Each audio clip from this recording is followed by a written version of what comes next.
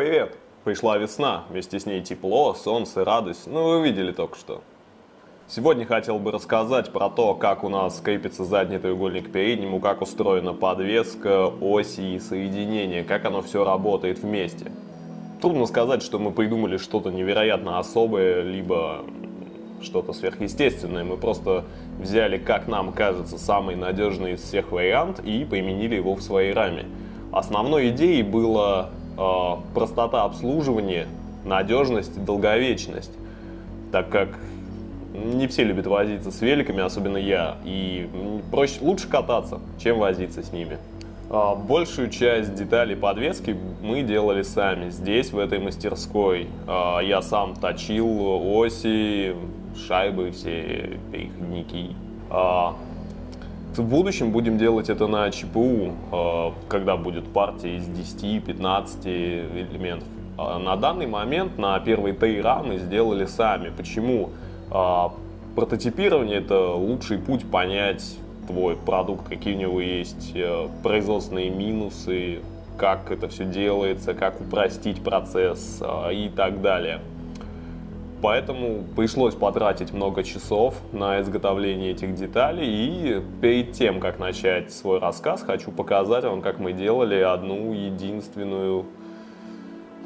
элемент всех этих деталей, а именно вот это шестигранное отверстие в малом шарнире и в заглушке основной оси. Весь процесс не буду показывать, как это все изготавливалось, иначе эфирного времени просто не хватит.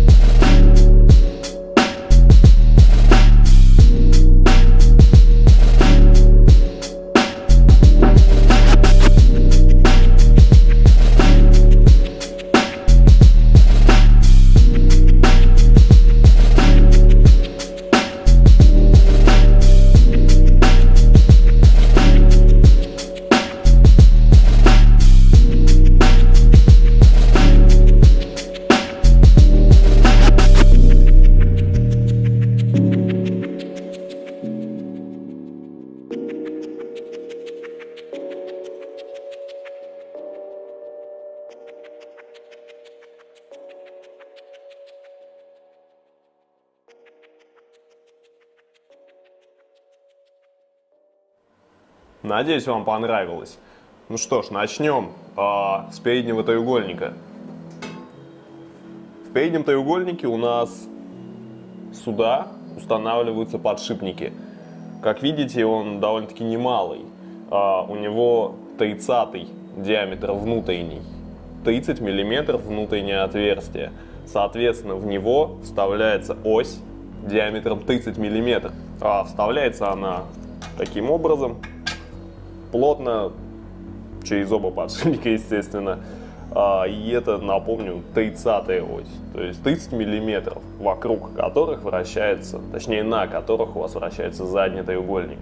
Следующий элемент здесь же, который бы мне очень хотелось отметить, это вот эта шайба, которая передает усилие на подшипник боковое, то есть осевое. У этой шайбы есть резиновое уплотнение по краю. А это значит, что подшипник, когда прижимается, к нему прижимается ось, он по всем своим краям уплотнен дополнительно силиконовым вот этим колечком. и в него не попадет грязь или влага. Ну, по крайней мере, большая ее часть. То есть внутренности подшипника дополнительно закрыты.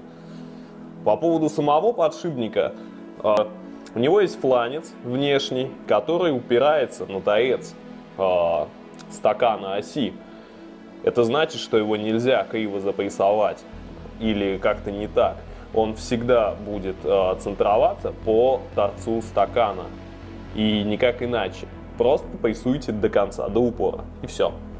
Мы используем подшипники Enduro Bearings, все, то есть как на Йоке,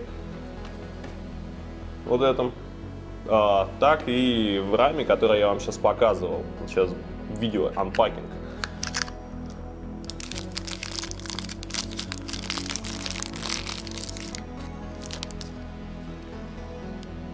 Вот тут может быть видно даже.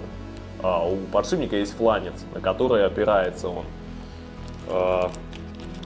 Подобный размер подшипника обеспечивает необходимую жесткость всего узла и долговечность его. Чем больше подшипник, тем дольше он служит при одинаковых нагрузках. Соответственно, если поставить туда подшипник поменьше, то он быстрее служит свое, чем такой большой. Что касается заднего треугольника, то у него эта же ось вставляется в левый и правый нижний шарнир, на котором она, собственно, и вращается. Все сделано как у системы Shimano Halotech. То есть у вас есть правая часть, в которой ось жестко фиксируется. Сейчас покажу, как она фиксируется. И есть левая, которой вы ее зажимаете, чтобы она никуда не делась уже. Через раму и через задний треугольник проходит сквозная 30-я ось. Все на ней. На заднем треугольнике вот такой шарнир, правый нижний. Его мы точили на ЧПУ, у него точное отверстие и стопорная планка. Что это значит? На оси есть такой скос, и когда она плотно встает в шарнир, ее там никак не провернуть. То есть она стоит довольно-таки жестко.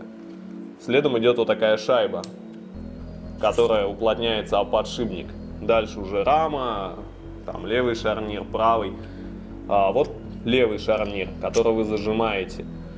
Но сначала, перед тем как он зажимается, вот такой вот заглушкой вы натягиваете подшипники, даете на них момент. Шестигранное отверстие на 12. Очень простая система. Что касается задней оси, то это сквозная ось на 12 стандарта Synthase.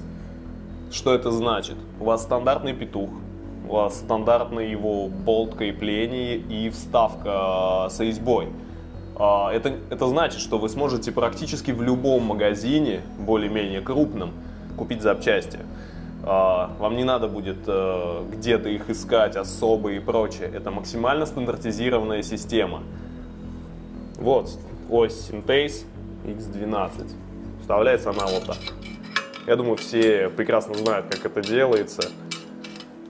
Сменная резьбовая вставка, сменный держатель заднего переключателя, петух, и сменный болт, который его прижимает и стягивает, собственно, резьбовую вставку. Следующий элемент заднего треугольника — это верхние шарниры. Я покажу это не на треугольнике, чтобы было проще, а на отдельной детали. У нас есть сам йок, в котором запрессованы подшипники с 15 внутренним диаметром. В него вставляется также насквозь вот такая небольшая ось с шестигранным отверстием.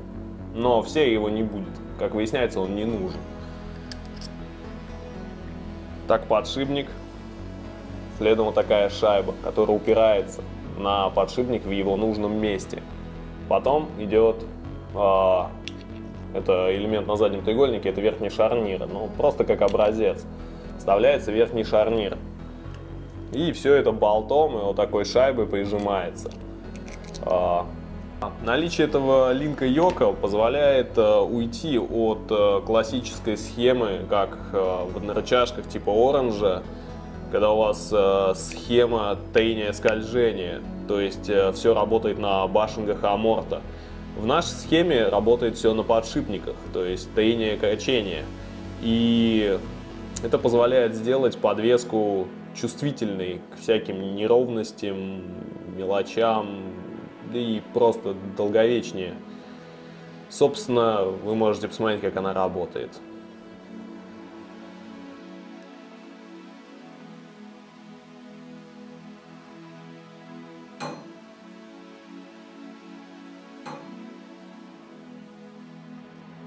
На этом я и закончу сегодня.